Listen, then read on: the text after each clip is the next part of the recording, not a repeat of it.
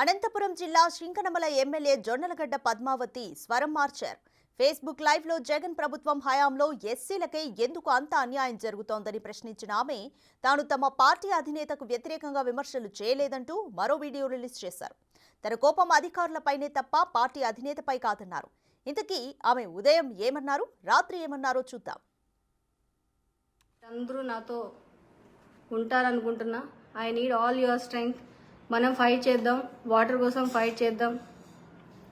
మన నీళ్లు మన కోట.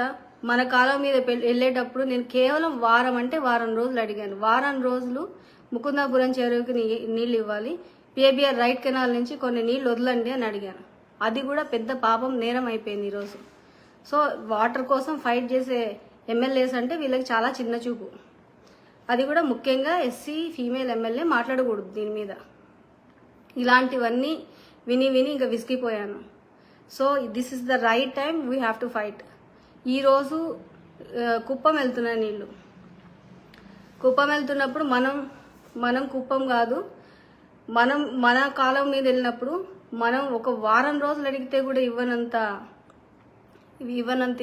ఇది అంటే అంత తక్కువగా చూడడము, మనం ఒక మాట కూడా మనం అడగకూడదు అన్నట్టు మాట్లాడడము, ఇవన్నీ నాకు నచ్చలేదు.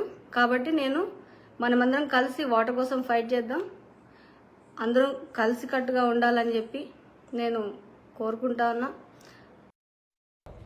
నేను పదే చెప్పింది ఏంటంటే, నీటి పంచాయతీకి సీఎం ఆఫీస్కి లేదంటే పెద్దిరెడ్డి రామచంద్రారెడ్డి అన్న దగ్గరికి వెళ్లాల్సి వస్తుంది అని. అధికారులు ఐఏబీ మీటింగ్స్లో తేలాల్సిన నీటి పంచాయతీ అంత దూరం వెళ్తే కానీ తేలట్లేదు.